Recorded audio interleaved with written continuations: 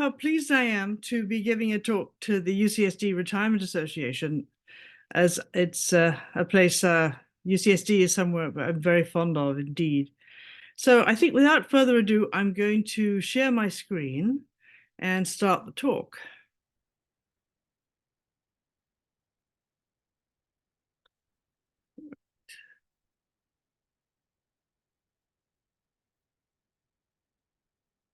So today I'm going to talk about bringing back the chorus, empowering communities to support local birds and prevent a silent spring. So in other words, I'm first going to address the problem we have of the disappearing birds in our yards as well as in other environments. And then what we can do about it as individuals and as communities. I'm not going to focus so much on what we can do at a legislation level, but more what we can do within our own areas. So we're going to start by talking a little bit about why, I'm just trying to get rid of something that there's a bar in the way here. There was a paper in 2019 that really brought the plight of North America's birds to light. It was published in Science and had multiple authors, and it was a very thorough scientific study looking at citizen science data, 12 data sets, and also totally independent weather radar data, which tracks birds that are flying at night. And it showed that in the last 48 years, we have lost 29% of our birds in North America. That's the US and Canada. And that really is a huge number of birds, 3 billion birds in that time. And that is really, I think, combined with what a lot of people tell me. They say, oh, I don't see nearly as many birds in my yard as I used to. And I think that's very true. This anecdotal information is just reflected in the science. And if you're interested in learning more about that data, I have put up some references for you, the original paper, plus a couple of articles for lay people who are interested in reading a little bit more about it. So I'm just going to run through a few birds that may be familiar to you in your yard. I used to live very close to the ocean, just south of La Jolla. I used to have bush tits coming through the yard every day, gleaning all the bushes for insects. Also, the adorable little warbler, the orange-crowned warbler, which only eats insects and is a resident all year round in our yards. Often difficult to see, but they're there most of the time. Again, only eating insects. I'm sure many of you know what it's like to wait for the orioles to arrive. We used to get orioles coming in like clockwork between the 24th and 26th of March every year. That beautiful male oriole would arrive in the yard and cause a lot of problems because they would immediately want to go to the hummingbird feeders, and they drain the feeders because they're so heavy when they sit on the edge of the feeder. And of course, a seed-eating bird that I'm sure many of you are familiar with, the lesser goldfinch, that loves to come and eat the thistle seed that we often put out in our feeders. Another very familiar bird to a lot of you will be the black phoebe, that often will roost on our porches and cause a lot of problems that we have to clear up. But they're beautiful flycatchers. As you can see, they eat all sorts of insects. And of course, the amazing hummingbirds that we have in our yards. This is a male Allen's hummingbird. And coming from Europe, I'm still amazed and fascinated by hummingbirds. I think they're just incredible. And then we have all sorts of migrants that come through our yards. This is a Wilson's warbler, a beautiful, very small warbler with the males have a black cap.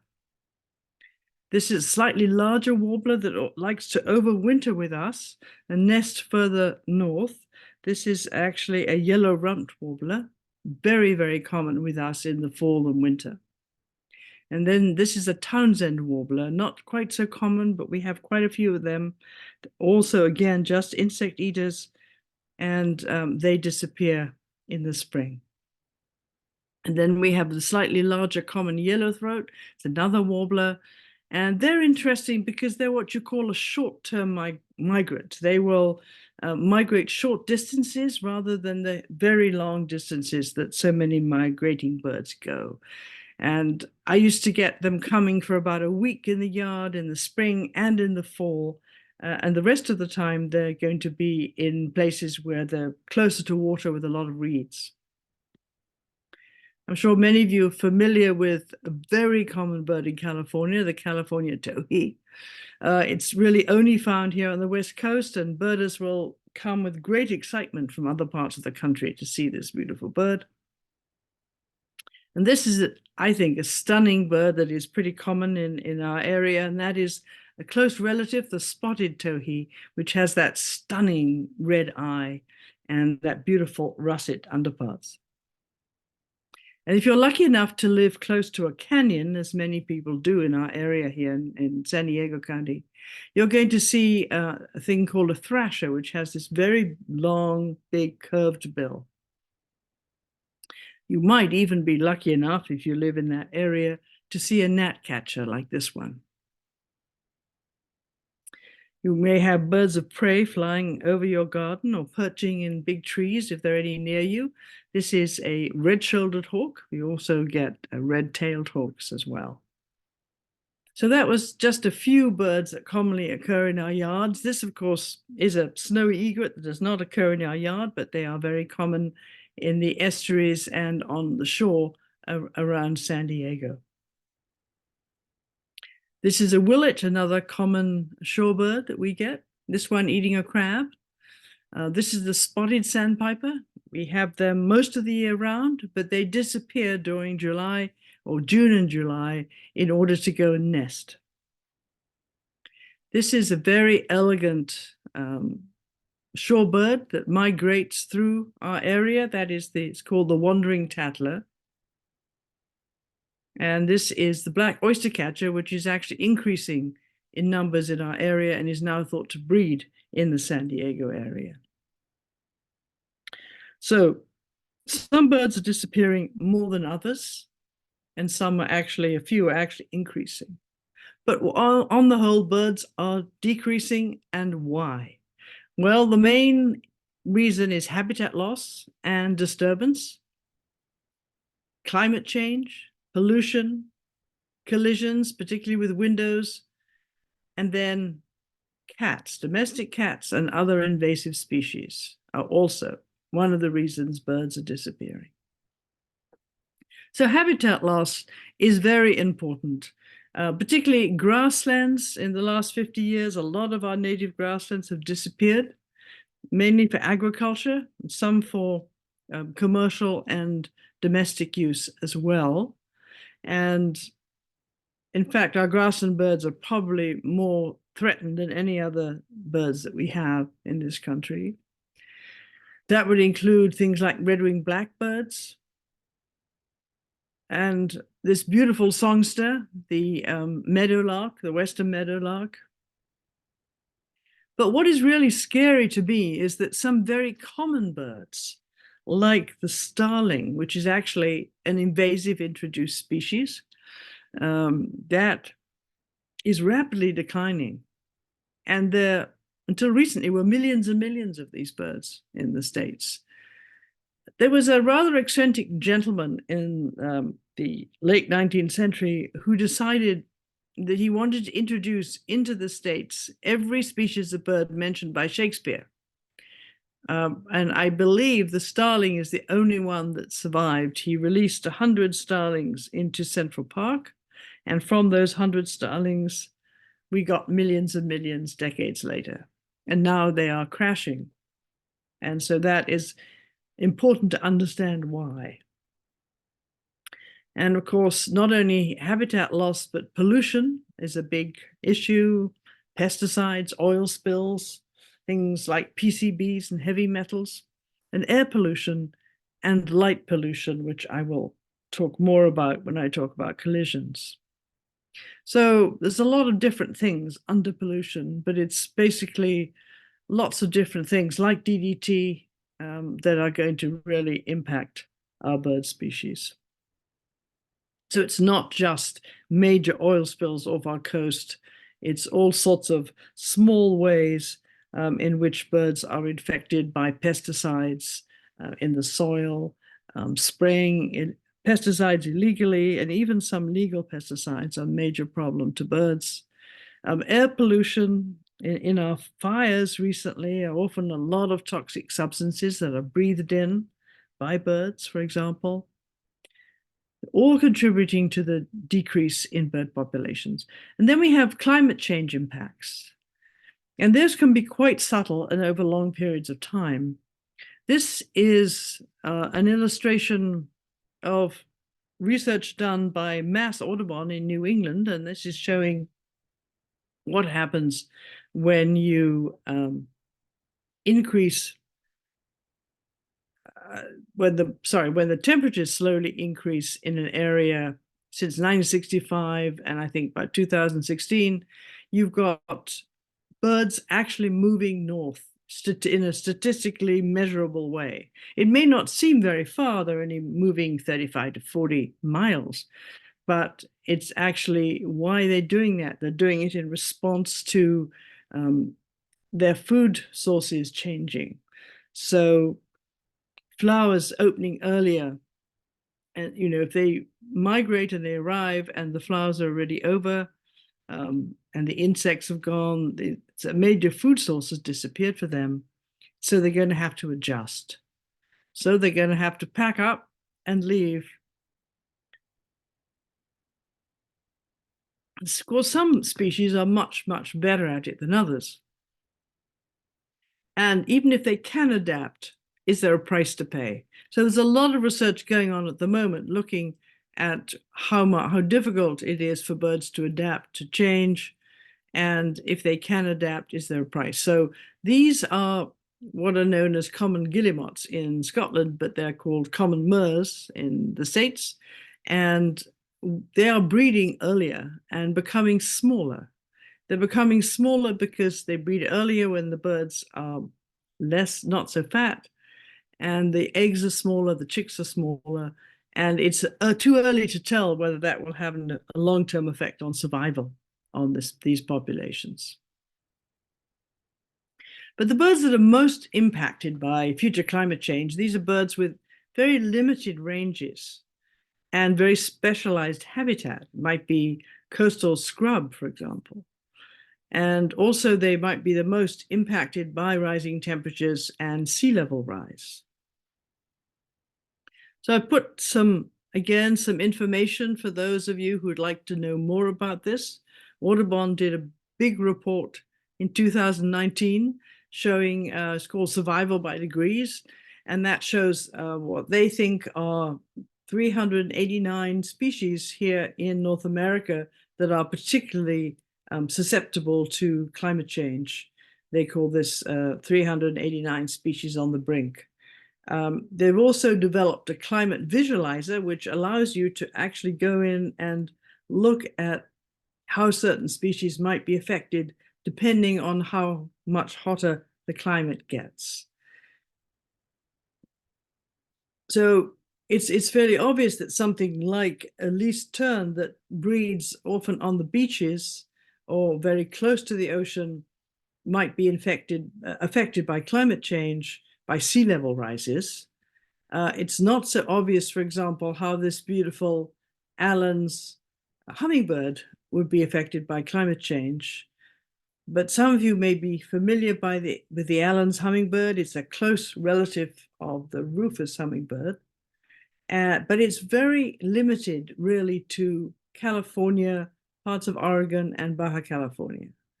And so if anything happens to that limited habitat, this bird finds it very, very difficult to survive. Now, one of the problems with this hummingbird is that they like to nest really early. They nest earlier than anything else around. They nest at the end of December, they start nesting. And of course, we are getting a lot of rain and storms and bad weather that we are not used to at that time of year. And this particular bird that nested in our yard it was rained out and all the eggs destroyed about a few days after I took this photograph, which is very sad. They nest again, they will lay more eggs, but it puts more and more strain on this species. And also disappearance of habitat, not only because of, say, building, for example, but also because of temperature rises. All you have to look at on this picture is the red, and that is the areas which will be uninhabitable for this hummingbird if temperatures rise another 1.5 degrees by the end of the century. So, but you can see from the blue, little spots of blue, that it will be some extra habitat will develop as temperatures change. But it just shows how fragile it is for that species. So this is National Bird of California. This is the California quail. And the irony here is that, again, this is only a projection, but it's a fairly well thought out projection, is that all the red areas are areas where there will be no quail. And the yellow areas are where the quail will survive, and the blue areas are where the quail will increase. But basically, California will no longer have its state bird.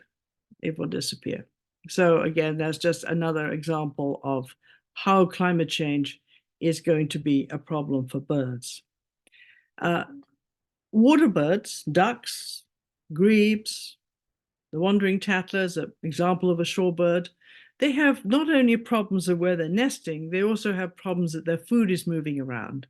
The fish are moving to deeper waters and further north. So water birds really have not only nesting problems, habitat issues, but they have food issues as well. So now we come to invasive species, and I would like to introduce you to my cat. So this is the cat that I just carefully locked away, because otherwise he would be trying to interrupt and give the talk himself. I love cats. I'm very, very fond of them. I don't know what I'd do without having a cat, but I also know how dangerous cats are to birds. And they are probably the biggest cause of death in sort of man-made direct death of birds in the wild. And I'll come on to that a little bit later when I come on to what we can do about it. Collisions. Well, collisions are also, I'd say, probably the second major cause of death today of birds in the wild. And it's not just cities, it's also ordinary residences as well. And it often happens at night, so we have no idea that we've had birds collide in our houses, especially if we leave lights on, and I'll come to that a little bit later. So this is an example of a barn swallow that was migrating and collided into a window during migration. Wind turbines, power lines also are a problem for birds. They're not nearly such a problem as windows, in fact, even though if wind turbines are put very much in an area where there is a lot of bird migration, it can be very serious. And so the correct placing of wind turbines is very important. So can birds recover, and what can we do about it? So first of all, we can learn from the past and take hope from the past. So going back to egrets, this is the snowy egret. You probably know that in the very late 19th century, early 20th century, it was incredibly fashionable for women to wear parts of birds in their hats or have plumes of egret, especially the great egret, gracing their hats. And one gentleman in one afternoon walked down the streets of Manhattan and counted over 40 species of birds in women's hats. So you can imagine that actually, especially for the birds with plumes like egrets, it was a major problem. And egrets are colonial, and it's very easy to go in there and kill all the adults on the nest. So some ladies who loved birds in New England got together and managed to get laws passed to prevent the killing of birds for making hats and other protections of birds. And that was the origin of the Migratory Bird Treaty Act. That is, in different version of it, is still around today and is the most important legislation we have, federal legislation to protect birds in this country.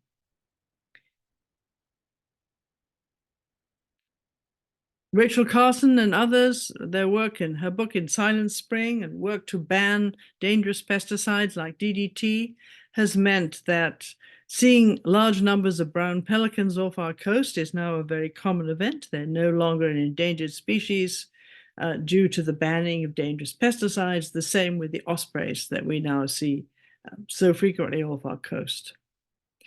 Another lesser known success story is that of the northern mockingbird. And I'm sure you're all familiar with mockingbirds and not so happy with them at 4 in the morning when their song can keep you awake. But their song is the reason they became almost endangered, because people caught them for cage birds.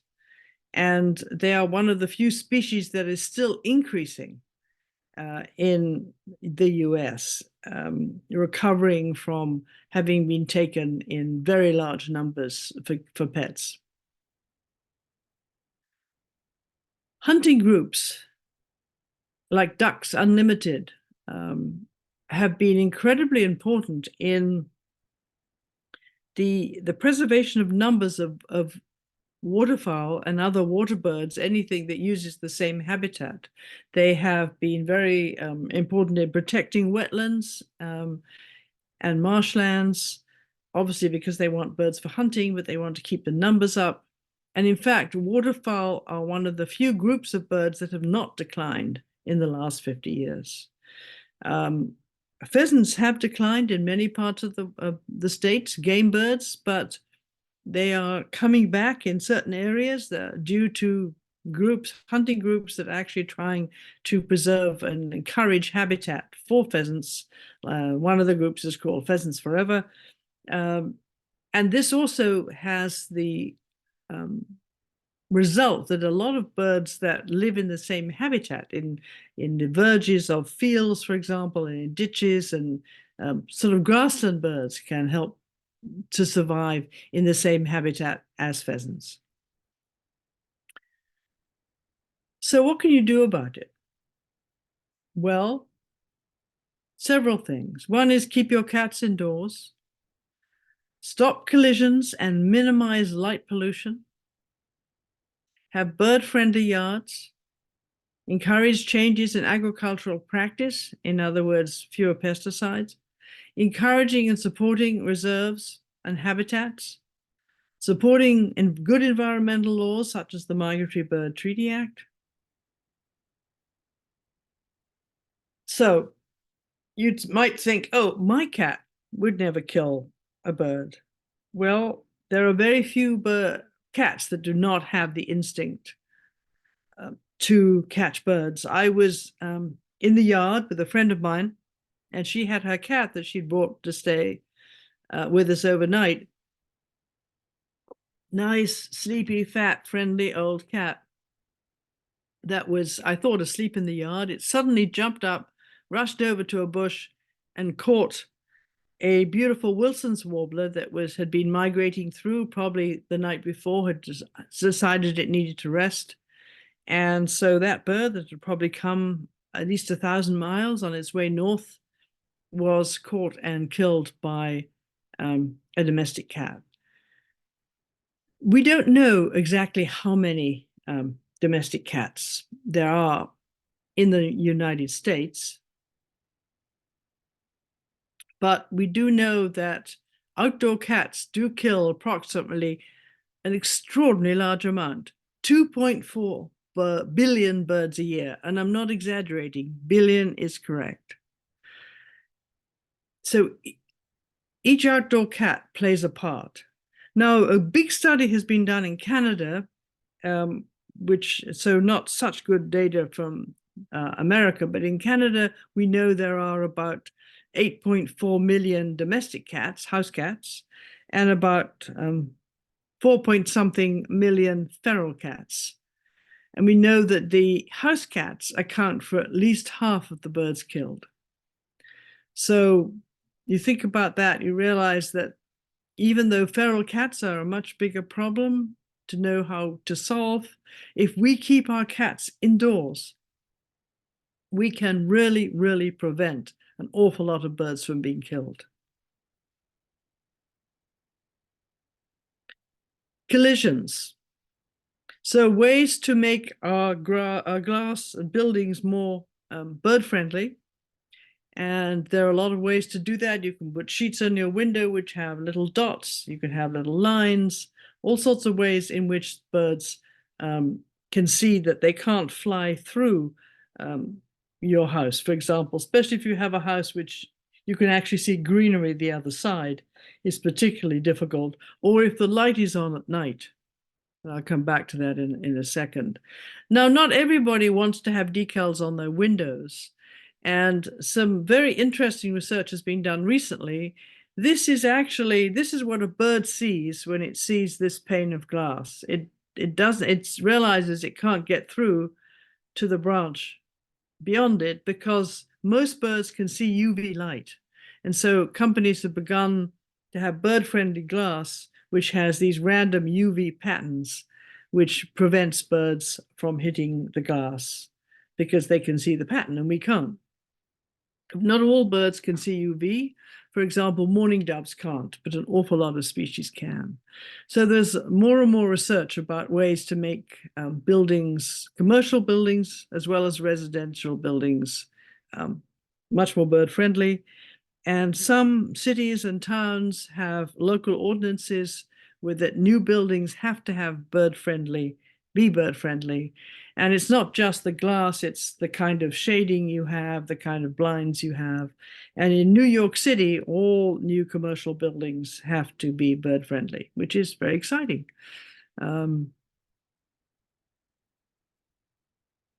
So one of the things that's so important for the safety of birds is being able for them to migrate well at night.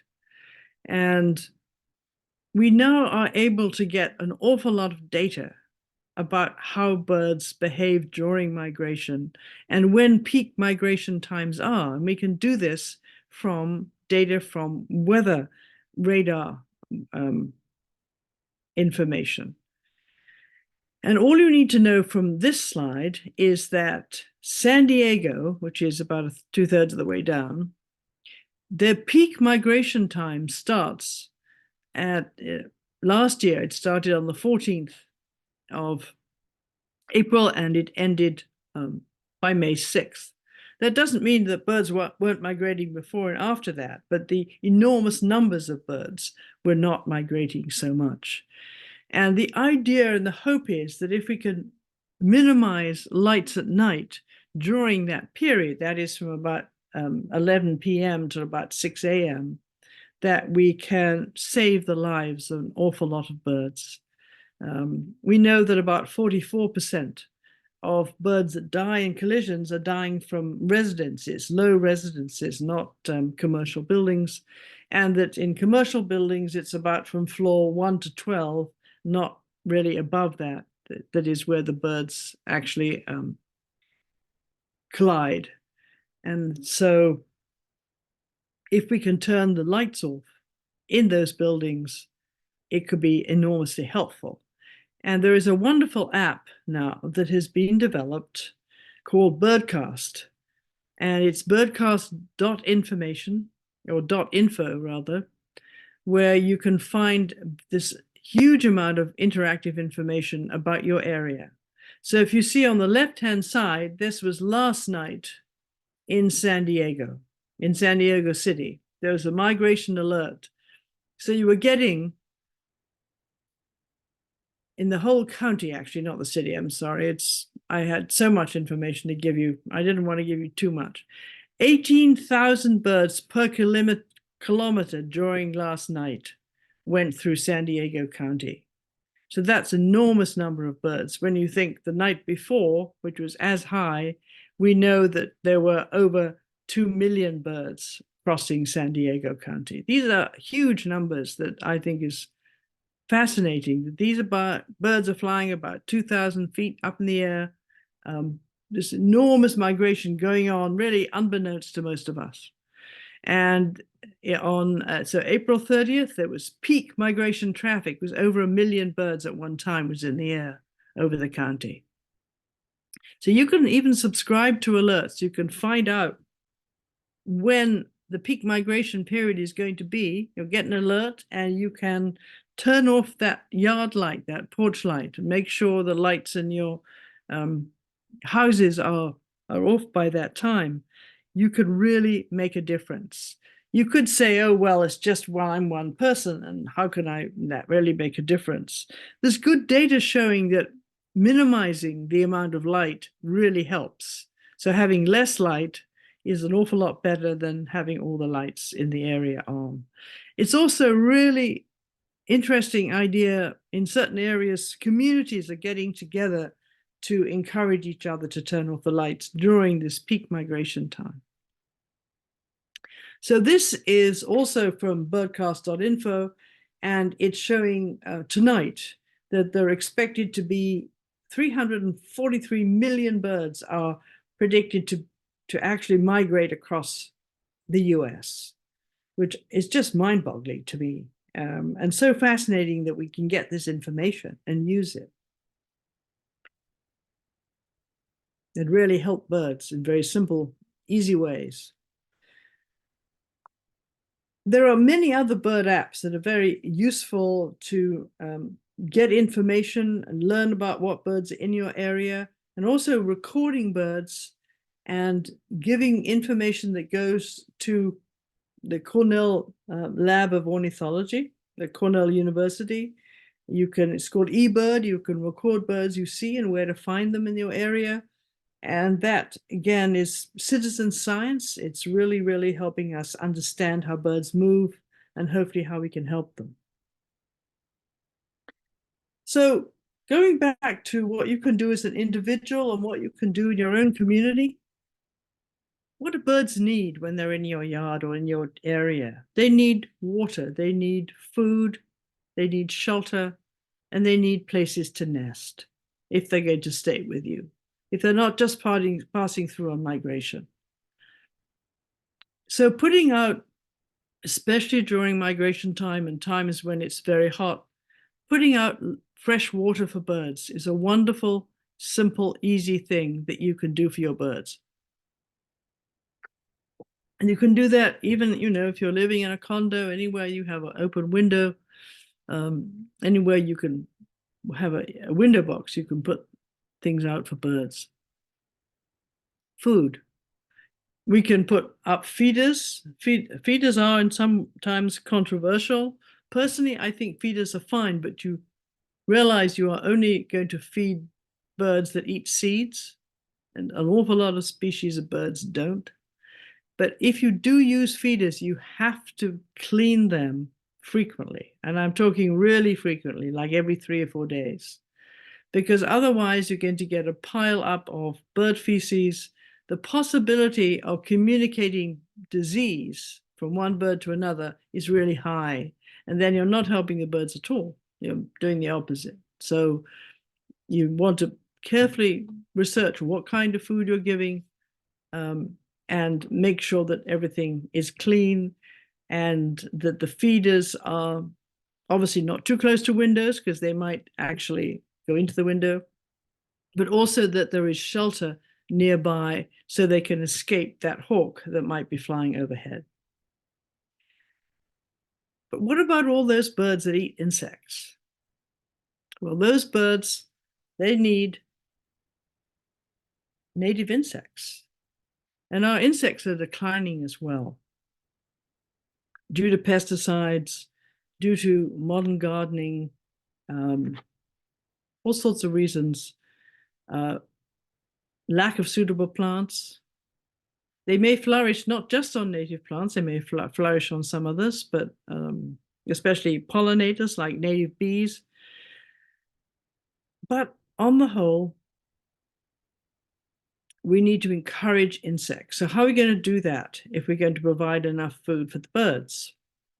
Well, one of the things is to grow native plants. And I've got a few links for where you can find out more about growing native plants if you're a gardener and that idea excites you. Also, you can talk with if you're living in a condo with your homeowners association about the possibility of even having a part of the area as a native plant area. I have a friend in Del Mar who is working with their homeowners association. It's a large area and they're going to develop a chunk of the area to native plants, really as an experiment to see how that works, which is very exciting. But there are other very simple things you can do is, do you have hedges? Do you have bushes? Do you have areas where birds can shelter as well as eat insects? Can you leave some leaves that fall in place? And if that really you feel you can't do that, can you have a pile of leaves in the corner of the garden? Those are areas where insects will breed and flourish. And don't worry about pests because the birds will come if there are other insects there, and they will eat the pests as well. So finding ways to provide insect food for birds is a great way to encourage birds back to our garden. And that brings me to another point, which is leaf blowers are often overused and they blow away the insects, so that can be a problem for our birds. We didn't used to use leaf blowers like that.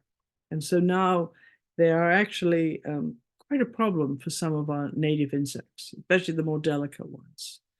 The other thing is clearing brush and pruning. And yes, it's in many areas where we live, we do need to clear the brush in the spring. We need to worry about fire hazards. But over pruning and over clearing is a big problem for birds because if too much of the canopy is taken off, then at its peak nesting season, nests will be exposed. Nestlings may have too much sun. It can be devastating for a lot of our birds. So taking care while clearing and pruning our gardens is really important. The other thing is spraying for pesticides and pests in our gardens. Sometimes the companies we use can be overenthusiastic and want to spray much more frequently than we really need. And they are killing a lot of native insects as well as the insects that you don't want around. So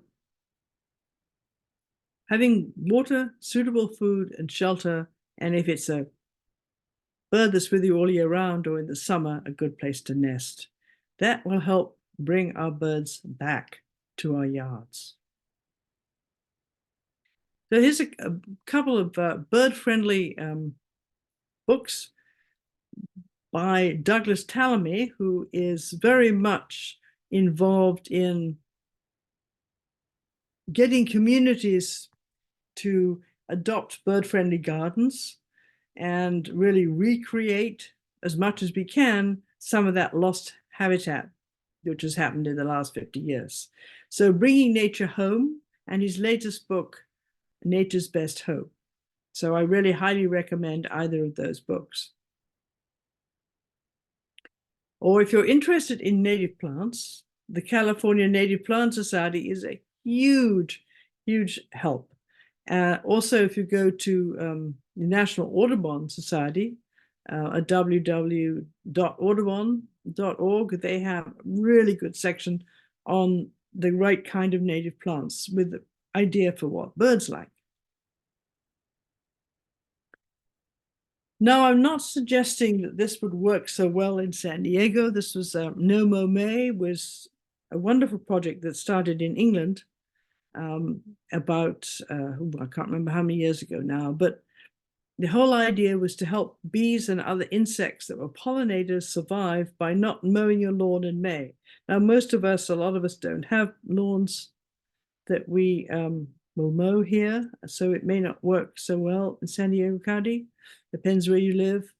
But the idea is it's okay to have long grass and let other things that we might consider weeds, like dandelions, actually thrive and help insects at that time. And this was something that has been adopted by a lot of communities and become something that people actually like to do, rather than what happened in one city in Wisconsin, where the neighbor was so upset that she mowed the other neighbor's lawn because she was so horrified at the long grass. But Fort Atkinson is a good example of where the city has adopted the idea of no mow May. And on behalf of Mother Earth and the heart of the city, thank you. So that's an example of collaboration with communities getting together to try and help nature, even in a small way. And another example, which I think would work very well in San Diego, is this idea of community getting together to have lights out during migration, for example. So some of the things you can do to help the birds: keep your cats indoors, prevent birds colliding with your windows, turn lights off at night during migration, make your yard bird friendly, and encourage community support for better bird habitat, advocate bird protection at local and national levels, and support nature and bird organizations. So with that, I think I will stop there and see if we have any questions. Thank you. Thank you so much. Yes, if there are any questions, please raise your hand or feel free to unmute yourself. Are there any questions from our audience? If not, I have a few as well. Yes, I would like to have a question regarding the light. And is it important to turn off the light in the houses and outside the houses? Are they both not good for the migrating birds, or is one more important than the other? That's a really good question. I'm glad you asked. Well, some studies have shown that actually it's light inside is more important to turn off than light outside, though that is important as well. It has to do with the amount of glare that's produced. And apparently the light inside the house produces a lot of glare. But they're both important. So if you really can't turn the light off inside your house, try and turn your yard light off. Okay, thank you. Nancy, I see you have a question. Yes, I did. So I have bunches of little orange crown warblers in the backyard constantly. But do they live here or do they migrate here during certain? They do both, is the answer. Okay. So at this time of year, you should be having a lot, because you'll be getting the ones. They're a really good example of sort of local migration birds. You'll have your resident ones, and then you'll have the ones coming up probably from Baja that are going to go all the way up to San Francisco. So they're sort of short distance migrants. I see, short distance. So I noticed that they hang out at the water source. I have an outdoor fountain, and also I got some great pictures last week of the hummingbirds taking a bath in the top of the fountain as it came out. They love that. They're loving it. Yeah. I'd like to see those photos. Yeah. Thank you. Other questions? You mentioned earlier that starlings survived early on in your presentation when other birds didn't. Was there a reason for that when they were released in New York? Well, they're really, really good at surviving. I mean, they're the I hesitate to call them the rats of the bird world, but they're sort of close. I mean, they're in Europe, they're everywhere, and they can cause a lot of problems. And they eat pretty much anything. They breed well. They can nest anywhere, so they can live in almost all habitats. They're not really found in forests, but pretty much everywhere else. And they're certainly found in parks, and they're found in grasslands, and they're found in cities. And so when you get a really tough bird like that declining, you think, oh, that's, what's going on? I see. Okay. Nancy, yes. So I live near a canyon, so I actually have canyons on both sides of me. Nice. So what worries me is I have lots of little birds in the yard all the time, but the hawks also come. And I mean, at night we have owls, which is great because they only come and eat the rats, which is perfect. That's good. Yes. The only reason I don't put out bird seed is because every time they put out bird seed, what it does attract rats because the stuff falls on parts of it fall on the ground. So I just use hummingbird feeders, and I figured the rest of them will get lots of insects off the plants. Well, yes, because you've got the insects in the canyons, so there's plenty yeah. of food around you. So yeah, you're very lucky. You don't have to do that. So But the red-tailed hawks and the red shoulder hawks and also the Cooper's hawks. oh, the Cooper's hawks can be deadly. Yes. Oh yeah, I got a picture of one sitting on the corner of my neighbor's roof next door, and boy, he was looking around for lunch, I guess. But Right.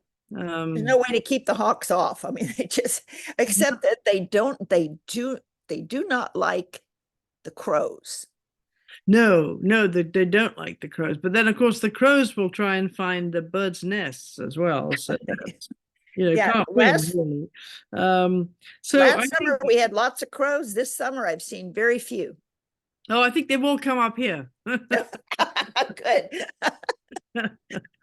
I have a lot. And then you mentioned as well, and feel free to pipe up if any others have questions. You mentioned that California in the future may not have its state bird, which is really impactful statement to make. How has that gone through? Has that been used in like trying to get legislation passed for protections? I figured that's a really good question. I don't know the answer to that. I don't think so. Because I think the argument would come back and say, well, that was just a model. How do you know? Can you predict? But I think it's a very realistic model, actually. And I think it might wake people up a lot more. But the problem is, what can you do about it? Hopefully you can do a lot about mitigating climate change itself. I think the best thing you can do, and what you should be doing for legislation, is trying to protect good habitat where the birds are now, because that's probably going to be one of the best ways to keep them in California. Thank you. Janice, you had a question? Oh, and you're muted. Okay. Hi there. Thanks. I live in Encinitas, and my husband and I love walking Santa Leo Lagoon, but we usually walk there after the nature center is closed, so we don't have anyone to answer our many questions. But it does seem like this year there are more species in the lagoon right now than we've noticed in past years, and I'm wondering if you are aware of that work, and if our observations are correct. Are there more birds coming through our lagoons, since they've all been, I mean, they all seem to be in some state of improvement? The answer is yes. I think the work they've been done is finally really paying off. And I have heard from, I'm not actually in San Diego right now, but I've heard from friends of mine that who've been there recently. They're seeing a lot more birds, and they think it's really because of all the improvements that have been made. It also depends on the water table, and I'm not quite sure how much water is coming into the lagoon at the moment. But yes, I think all that work and it was a huge amount of work, and it took so long. It was years, wasn't it? I can't remember exactly how many years now, but I think it's wonderful. I'm so excited. It's one of my very favorite places to watch birds in the whole of San Diego County. So delighted to be there. Yeah.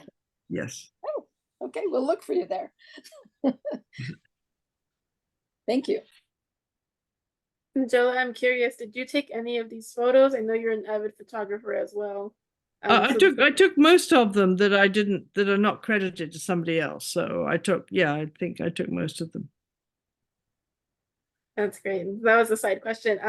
Are there groups currently that you know of in San Diego other than the one you just mentioned, San Eligio, I believe you said, giving information to residents just as general? Yes.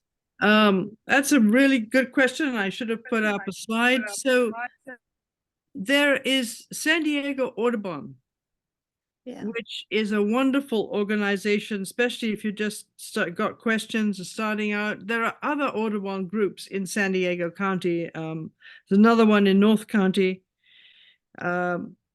Those are two great organizations. They have nature reserves. They have tons of information, also about what you can do in your yard as well.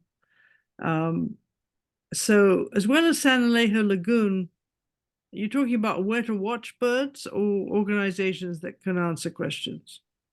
Both, I believe. So if you have information on either, Well, yeah, one I of don't my know. favorite places to watch birds in the city of San Diego is called Formosa Slough.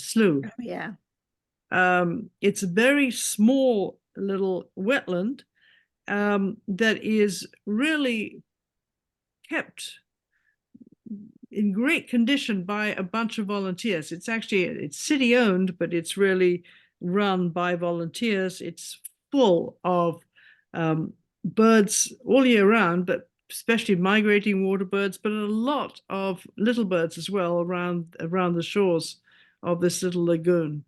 It's an absolute city gem, and a lot of people don't know about it. But also the San Diego River estuary is very, very accessible and very easy to. There's a walk all along the river estuary there, and that is a wonderful place to see birds if you're beginning birding. Thank you. Yeah. Joni, you have a question? Yeah, I don't know. Can you hear me okay?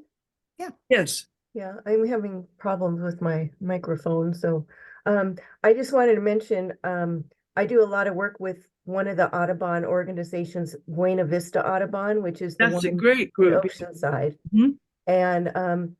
And Buena Vista, as well as San Diego Audubon, has a lot of really great information. If you go to their websites, they have bird walks. If you want to learn, more about birds, I would encourage you to look at taking a walk. And they have guides there that help point the birds out and teach you about them. And the websites for both of these organizations have a lot of great information about, things you can do to help birds, how to make your garden more bird friendly, plants that you can use, as well as, learning about different types of birds and where you can go look for birds. So I would encourage everyone to check out those websites, and you'll get a lot of great information there. Well said. Thank you very much for adding that. Nigella, what have been, if you've traveled often, some of your favorite places to go to actually encounter birds in the country, not just San Diego, I mean? Well, when I worked in New England, I worked at the New England Aquarium in Boston for some years, and I found that there were lots of places in New England and Maine that were wonderful for birds, not only in the coastal areas, but some of the forested areas as well. Arizona has some wonderful spots, especially for things like hummingbirds. Well, I think my favorite place of all is actually Nebraska. And a lot of people look very surprised when I say Nebraska. But I'm sure many of you are familiar with sandhill cranes, which can be seen in various parts of the country. But every year, the sandhill crane migration is one of the great wonders of the world because it's concentrated on the Platte River in the center of Nebraska, near the town of Kearney. Is about a 40-mile stretch of river that is kept open and clean with the efforts of lots of local societies, lots of federal, state, and nonprofit groups, including the Audubon there, that keeps it really pristine for the cranes who like to overnight actually on the sandbanks on this very, very shallow river. And then during the day, they go out to the farmers' fields. And of course, it's a tremendous amount of grain grown in that area, and they glean the farmers' fields for the spilt grain that's left behind, which provides them with all the food they need. The farmers love it because it cleans the fields for them. They welcome the cranes back. So it's a win-win. And people now come from all over the world to see over 600,000 cranes gathered in a few weeks in this tiny area. And I was there in March, middle of March this year. I was there last year and the year before. It is an extraordinary sight. If you are in the blind early in the morning, and then just at first light, you hear the murmur of the cranes gets louder and louder and louder. And then there's this cacophony of sound as they all take off. And you've got in front of you, just from your own blind, you're seeing 30, 40,000 cranes take off at once. It's incredible. And then you can go in the evening before dark and you can wait until dusk, and then they all fly in, making these wonderful sounds. The air is full of cranes as they fly around and eventually settle. It's an unbelievable sight, and it's right here in the US. You don't have to go to Africa. You can see amazing wildlife sites right here in the US. Okay, I'll stop talking about cranes now. Thank you. Are there other questions from our audience, comments?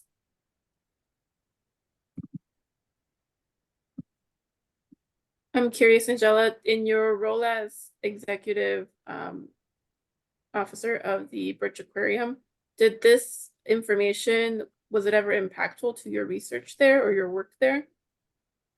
Which information? You mean that what I've just talked about today?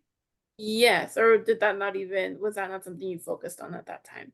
I didn't really. My job was really to focus directly on ocean issues. So I talked a little bit about ocean birds. I've done research on penguins, which is a very different story. But we didn't have any birds at that time. The Birch Aquarium now has little blue penguins, which I'm thrilled about. But my job was really to focus on teaching people about the oceans, particularly what you can find right here off the coast of La Jolla. So no, it really wasn't. I mean, I did my PhD on birds, so they're my first love in that sense, but it wasn't what I worked on when I was at the aquarium. I see. Okay. I don't see any other questions in the chat, but I would like to say thank you so much for joining us. I learned so much, and I will be following up with those links.